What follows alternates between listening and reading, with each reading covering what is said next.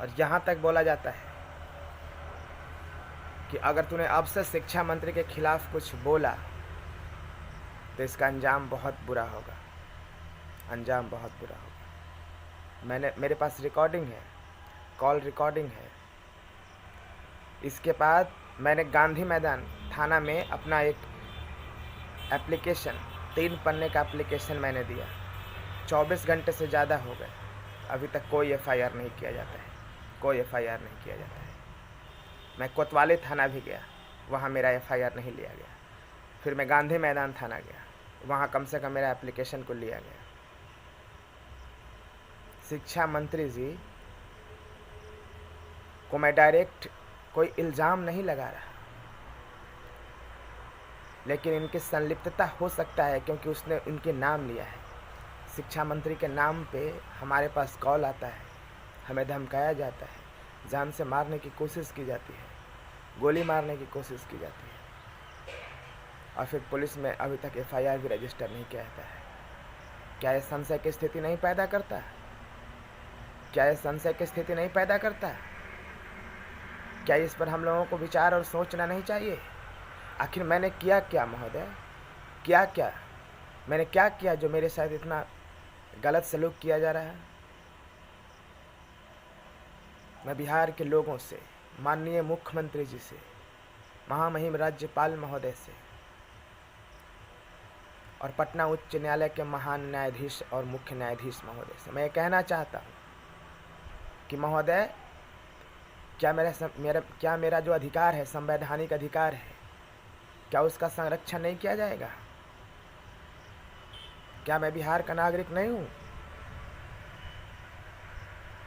अगर मेरे पास कॉल आता है, मुझे जान से मारने की धमकी दी जाती है, मैं एफआईआर करता हूँ, उस एफआईआर पर कोई संज्ञान नहीं लिया जाता, क्या यह संदेह के दायरे में नहीं आता?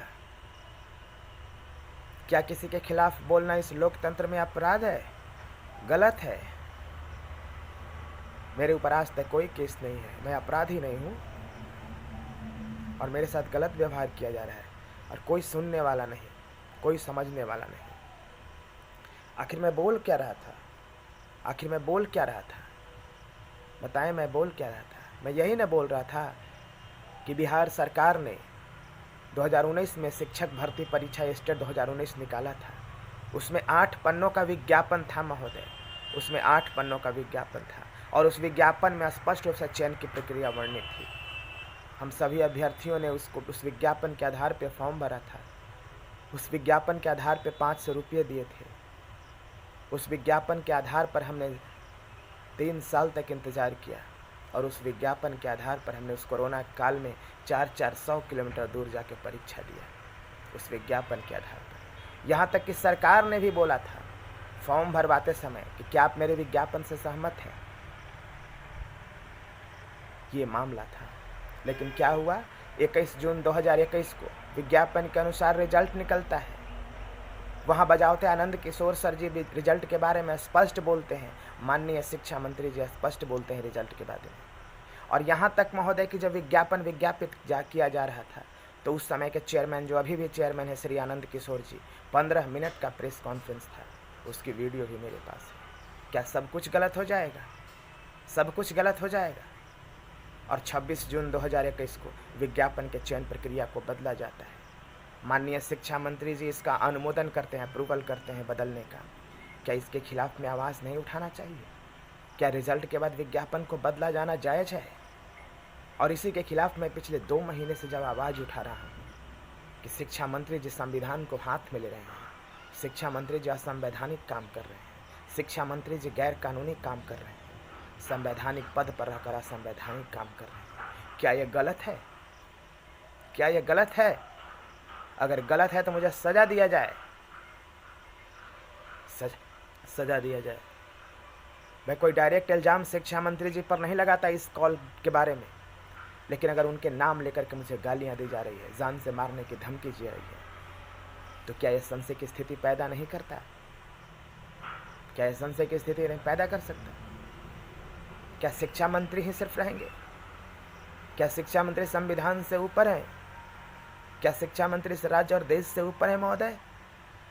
क्या शिक्षा मंत्री जो चाहेंगे उसके अनुमोदन कर देंगे और वो कर देंगे?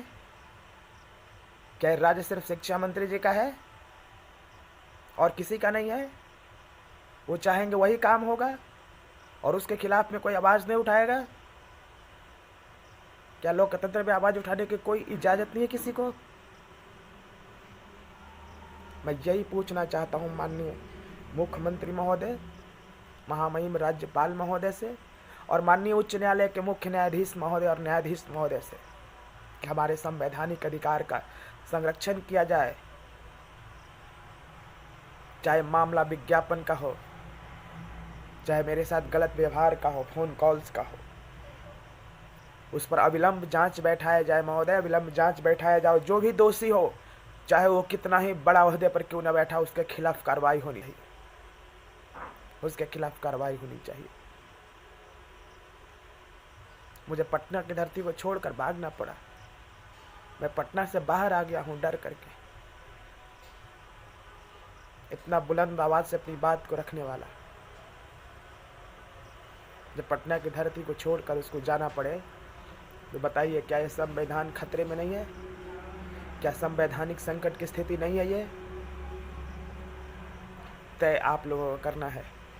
कैसा राज्य चाहिए? कैसा राज्य चाहिए जहां बापू का विचार और बाबा साहब का विधान चलेगा, या उच्च पदों पर बैठे हुए लोग अपने तुगलक के फरमान से राज्य को चलाएंगे?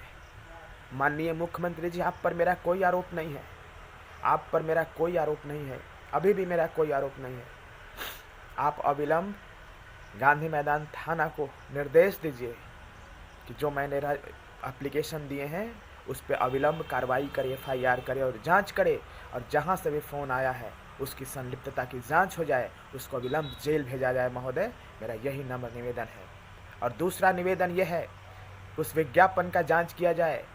उस विज्ञापन जो 2019 में सरकार के राज्यपाल के आदेश से निकाला गया विज्ञापन था महोदय, उस समय के तत्कालीन अपर मुख्य सचिव श्री RK महाजन के नेतृत्व में बैठक आहूत की गई थी शिक्षा विभाग में। उसके आधार पर विज्ञापन विज्ञापित किया गया। 15 मिनट का प्रेस कॉन्फ्रेंस किया था श्री आनंद किशोर जी ने। क्या सब कुछ गलत हो जाएगा?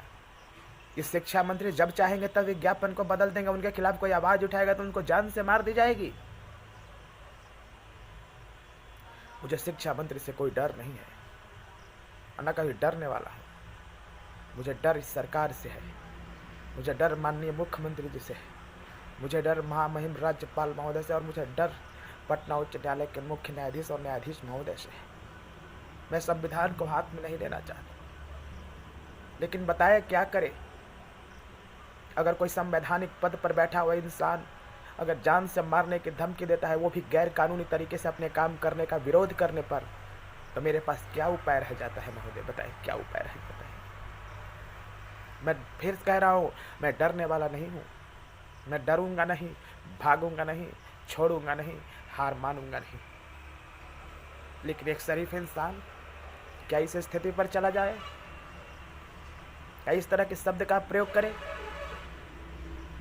क्या संवैधानिक मूल्यों का हनन हो? ऐसा राज्य है हमारा? क्या यही सुशासन है? क्या यही सुशासन है कि शिक्षा मंत्री किसी को जान से मारने की धमकी देंगे और उनके ऊपर कोई कार्रवाई नहीं होती पिछले 24 घंटे में? मैं यही पूछना चाहता हूँ माननीय मुख्यमंत्री जी आपसे। आप पर मेरा कोई आरोप नहीं है, आप पर मेरा कोई आरोप नहीं है। इस मामले को संगीन गंभीरता से देखा जाए, चाहे मामला मेरे फ़ोन कॉल्स और जान से मारने की धमकी हो या फिर विज्ञापन का मामला हो। विज्ञापन को रद्द करने का अधिकार किसी को नहीं है। किसके अधिकार है जो 3 साल तक हमारी ज़िंदगी को खरीद ले? 3 साल तक 30,675 जो मेरिट लिस्ट में चयनित हुए हैं अभ्यर्थी विज्ञापन के अनुसार, उस 3 साल तक उन्होंने मेहनत किया, और 3 साल के बाद अब विज्ञापन को बदल सकते हैं? अगर विज्ञापन बदला जाएगा तो आपको 3 साल का कंपनसेशन देना पड़ेगा। ऐसे कैसे बदल देंगे? और उच्च अधिकार पर बैठे हुए अधिकारी अपने मनमानी तरीके से सारे काम को चला रहे हैं और कर रहे हैं महोदय, और आप इस पर कुछ नहीं बोलते। इसीलिए मुझे अफसोसन बोलना पड़ता था। पटना की धरती पर मैं पिछले 2 महीने से चिल्ला रहा हूँ और अंत में मुझे जान से मारने की धमकी दी जाती है। इसी का अफसोस है मुझे, और इसलिए मैं ये वीडियो जारी कर रहा हूँ। मैं भी पटना से बाहर हूँ, लेकिन मुझे संशय की स्थिति से न देखा जाए। मैं एक कॉल पे पटना आ जाऊँगा। मैं भागने वाला नहीं हूँ, मैं भगोड़ा नहीं हूँ। मैं कहीं जाने वाला नहीं हूँ, मैं यही हूँ, इसी धरती में पला बड़ा, इसी में जन्म लिया और यही बनूंगा। लेकिन सरकार में बैठे हुए शिक्षा मंत्री जो कर रहे हैं, वो करवा रहे हैं, वो बहुत गलत है, बहुत गलत है, बहुत गलत है, और इसका अंजाम बहुत बुरा होगा, बहुत बुरा होगा। अविलंब माननीय शिक्षा मंत्री जी की संलिप्तता की जांच की जाए, और माननीय शिक्षा मंत्री जी ने गलत तरीके से जो विज्ञापन के चयन प्रक्रिया को बदला है उसकी जांच की जाए, और अगर गलती पाई जाए महोदय, कार्रवाई होनी चाहिए। मैं इसलिए वीडियो बना रहा हूँ। सब लोग जानता, मुझे पहचानता है, इसमें कोई चेहरा चमकाने की जरूरत नहीं है। मुझे नेता नहीं बनना है, मैं एक अभ्यर्थी हूँ, मैं एक शिक्षक हूँ, बहुत बढ़िया शिक्षक हूँ, NIT से पढ़ा हूँ, तो मुझे चेहरा चमकाने की ज़रूरत नहीं है, मुझे नेता नहीं बनना महोदय। लेकिन ये गलत व्यवहार करते हैं, इस गलत व्यवहार का जवाब होना चाहिए। अविलंब मेरा FIR दर्ज किया जाए, शिक्षा मंत्री की संलिप्तता की जांच की जाए, और विज्ञापन के साथ जो छेड़छाड़ हुआ है उसका विलंब